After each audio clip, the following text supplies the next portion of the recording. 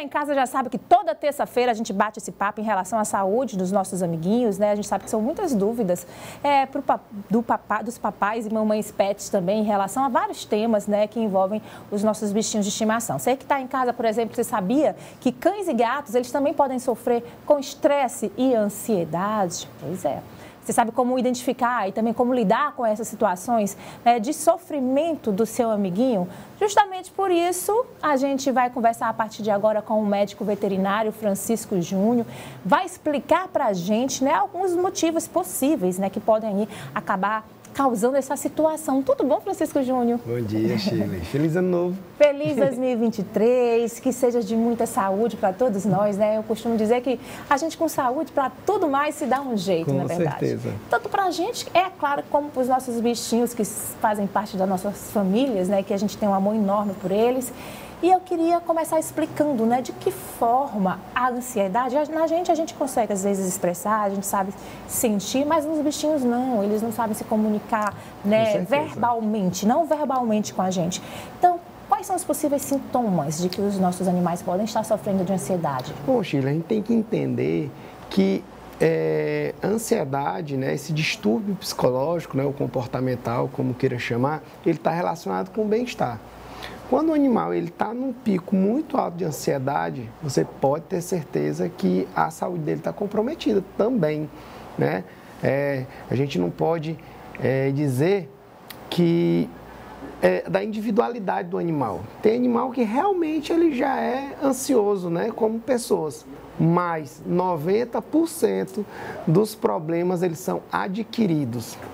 Adquiridos no dia a dia, na rotina, aonde, infelizmente, o próprio tutor, que ama demais, é que faz com que esse problema ele acabe ficando grave até. O excesso de proteção pode causar isso? Com certeza. Ó, eu vou falar situações básicas que faz com que a gente ligue o gatilho da ansiedade nos cães. Chegar em casa e fazer festa para ele. Pronto. Isso aí... Ah, mas isso... todo mundo faz, eu acho que é difícil encontrar quem não faça, né? Eu acho que tudo tem que ser dosado, porque assim, se toda vez que você chega em casa, você já faz aquela festa, aquela excitação, isso vai aumentando, o grau disso vai aumentando, vai chegar uma hora que o cão, quando escutar uma porta bater, que souber que é o dono... É como se ele ficasse o dia todo, então, esperando aquele momento. Esperando aquele momento, justamente. Isso acontece quando a gente chega em casa, isso acontece quando a gente sai de casa, né? Às vezes, antes de você sair de casa, você quer conversar com o seu pet, o seu cão, e isso faz com que essa ansiedade fique maior, né? Então, você, infelizmente, sem conhecimento ou sem orientação, a gente acaba reforçando positivamente uma ação negativa. E a ansiedade, ela é um dos principais problemas, né? E quais são os reflexos nisso, no comportamento dos nossos bichinhos? Tipo, por exemplo, eu notei que o meu animal, meu cachorrinho, está fazendo muito xixi onde ele não fazia, como se quisesse demarcar o território dele. Isso pode ser um sintoma? Eu li alguma coisa de que o cachorrinho que se lambe demais, excesso de lambedura, também pode ser um sintoma dessa ansiedade. Então, de que forma, fisicamente, isso se manifesta, para que os tutores possam identificar? Vamos lá. Quando as pessoas chegam em casa, que eles correm, eles choram, eles urinam, né? Que adquirem uma patologia chamada micção por excitação, isso é através da ansiedade, um distúrbio psicológico muito forte, a síndrome do cão abandonado, né? É aquele quando você sai de casa, o animal começa a chorar, a latir, entendeu? Ou até mesmo quando as pessoas, elas, por algum motivo, elas têm que se ausentar, o animal não quer comer. Então, todos esses comportamentos, né, que você vê que realmente ele saiu do normal, é um indicativo de algum distúrbio, né? Liga o alerta vermelho. Liga o alerta vermelho. Porque se a gente não tentar contornar isso com rotina, com condicionamento, a tendência é isso se agravar. Muitas pessoas às vezes dizem, é filhote, quando ele crescer passa. Não, não passa, piora. Então, realmente você tem que buscar uma ajuda de profissionais que possam lhe orientar da forma correta para você tentar fazer de uma forma com que esse comportamento ele amenize, né? Dando mais tranquilidade para o animal. Tem alguma relação com a raça do cachorro? Tipo, algumas raças são mais suscetíveis, são mais, vamos dizer, mais frágeis nesse sentido? Com certeza. Tem algumas raças que são mais irritadas, né? A gente sabe que tem os cachorros que são mais, assim, algumas raças que têm mais, né, são mais ativos e tem a relação, então, Sim, com tem isso? algumas raças de cães que, por natureza, eles são mais elétricos, são muito inteligentes. Então, quanto mais elétricos são, mais inteligentes são, esse distúrbio comportamental acaba aumentando. Então, por isso que é muito importante, antes de você ter um pet, você buscar sobre o comportamento dele, falando em raças. Tem que buscar o comportamento, tem que buscar saber como contornar. Antes de você adquirir um pet, você tem que buscar orientações de fato para saber como cria. Porque muitas pessoas adquirem um pet e acham que se resolve. Não, eu não sei, mas quando estiver em casa eu resolvo. E muitas vezes você acaba fazendo com que esse animal tenha problemas, distúrbios comportamentais, que não é bom para o bem-estar dele.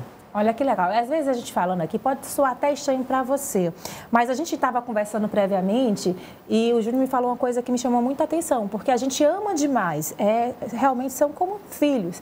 E talvez esse excesso de amor que a gente dá possa não trazer um efeito tão benéfico. Por exemplo, a gente tem muito tutor que cria um cachorrinho como ser humano mesmo, colocando para dormir na redinha, a gente já viu isso, roupinha, né, para bichinho. Então, às vezes, esse excesso que a gente entende que é um excesso por amor pode prejudicar, Júnior? Com certeza. Eu já tive clientes de consultoria de comportamento que as pessoas já estavam no limite do limite para se desfazer dos cães, né? E vale também dizer que a maioria do abandono de cães está diretamente relacionada com o distúrbio de comportamento. Porque as pessoas vão deixando, o animal acaba tendo uma formação, tipo uma criança, né? Você não educa e quando está adulto está cheio de problema. Então, é muito mais difícil desfazer o problema do que evitar com que tenha. Então, é muito importante aquelas pessoas que têm um animal que identifique algum distúrbio comportamental, não só a ansiedade, mas a ansiedade é o maior delas, que busquem tentar contornar isso e os que pensam ter já se antecipem de aprender como evitar com que a gente não reforce positivamente ações negativas que esse animal naturalmente acaba fazendo. A gente já está aqui falando muito dos cãezinhos, mas os gatos também sofrem com ansiedade, doutor? Com certeza. Não tanto, porque o gato, na lista dos animais domésticos, ele é o único animal antissocial, entendeu? Uhum. Muita gente diz, mas ele é social, ele faz carinho. Não, eu não digo com um indivíduo ou outro, mas a natureza do felino é um animal antissocial, que vive sozinho, independente, mas mesmo assim, dependendo da rotina que ela tenha, da forma que você cuida, ou reforços positivos para ações negativas, você também vai ter muito distúrbio de comportamento. Agora, em nós, humanos, a gente sabe que as doenças mentais, elas causam também consequências físicas. Os bichinhos também é assim? Com certeza. Inúmeros clientes meus, às vezes passam por vários veterinários e quando chegam até a mim, eu identifico que o problema é comportamental, porque eu trabalho com comportamento. Então, às vezes você vê gente, ele tem um problema, ele tem dermatite nas patinhas porque não para de se lamber. E aquilo ali, às vezes, está relacionado com o comportamento e o comportamento faz com que realmente tenha o problema. Mas o principal motivo, digamos, o problema primário é o distúrbio de comportamento. Então, tem uns que se mordem, tem uns que se lambem, tem uns que se machucam, tem uns que machucam os outros, né? Então, essa questão comportamental, ela tem que ser avaliada com muita importância mesmo. Existem medicamentos para a gente tratar os animais também, assim como nos humanos?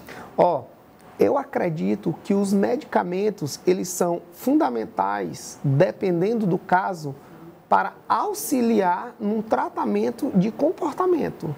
Porque cães, basicamente, todos os problemas, todos os distúrbios comportamentais, a gente consegue contornar com rotina e condicionamento. Então, quando a gente usa alguma droga, alguma medicação, é para auxiliar, para junto a gente conseguir um resultado melhor. Mas não tem mágica, não tem o remédio mágico que resolva, não. E medicina alternativa, como a gente vê, de repente, aromaterapia, essas terapias que surgem usando ingredientes naturais. De repente, um óleo essencial, não sei, tem gente que usa nos cachorrinhos. Com certeza. Eu incluo, quando eu falo em drogas, em medicamento, eu incluo todas essas, entendeu? Como você falou, né? Como você me perguntou, tudo isso serve, mas como paliativo, auxiliado de um tratamento comportamental, né?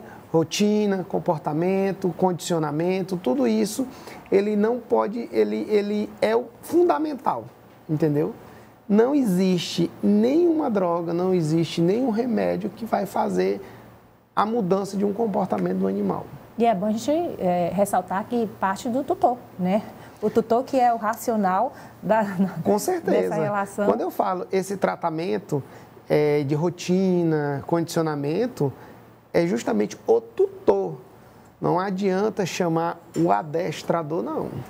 Tem que o adestrador, ou como eu que dou consultoria de comportamento, a gente vai auxiliar o tutor no dia a dia, na rotina diária, a tentar desenvolver esse trabalho. Tá certo. Então, além dessa questão mesmo de uma reeducação, que eu acho que é isso, uma reeducação, em relação a práticas mesmo diárias, físicas, o que a gente pode fazer para desestressar os nossos amiguinhos? Isso é que nem nós, seres humanos, né? Atividade física é o principal meio da gente conseguir desgastar, né? Tirar a pressão desses animais que são muito ansiosos ou que têm muitos problemas de comportamento, né? Quando você passeia, quando você socializa, ele está dentro do trabalho de condicionamento que a gente precisa fazer para poder tratar o problema de comportamento. E tem algumas situações também que a gente pode prever, tipo, a gente já mostrou aqui alguns casos da chegada de um novo membro da família, como isso também pode impactar no comportamento do bichinho. De repente, só um casal não tinha filhos, aí chega o primeiro filho, o animal sente aquela mudança de comportamento. Então, existem algumas situações também que tem que ser trabalhadas antes que elas aconteçam, né, Júnior? Sim, eu vou dar um exemplo básico. Tem pessoas que têm seus cães machos que não querem castrar, porque diz que são comportados, faz xixi no lugarzinho certinho, sem marcar território. Mas quando ele vê outro animal dentro de casa, que ele sente a presença, é instintivo. Às vezes o gatilho vira e o animal começa a ser mal educado, começa a mijar em todo lugar. E o importante, como eu falei, eu acho que para tudo que a gente não sabe, a gente tem que buscar informação de quem sabe, né? Eu recomendo muito as pessoas que têm problema ou que não querem ter problema, buscar um profissional que possa auxiliar nisso. Agora, só para ressaltar, é uma dúvida que eu tenho, da convivência mesmo que a gente tira de alguns animais, né? A gente sabe que as pessoas são diferentes, né? Existem aquelas mais geniosas, aquelas que são mais estressadas, aquelas que são mais nervosas, naturalmente, independente da raça que eu estou falando em relação aos animais. Mas existe a individualidade de cada bichinho? Tem cachorrinho que é mesmo assim mais doidinho, mais estressadinho? Ou é tudo em relação ao comportamento do tutor? Foi o que eu falei desde o início, né? A grande maioria tem os problemas adquiridos, né? Mas a gente tem que levar em consideração o indivíduo, a raça em si, o indivíduo ele é importantíssimo, né? Desde quando a gente vai escolher um filhote, dependendo para que a gente quer esse filhote, a gente já seleciona. Exemplo, quem quer um cão de guarda?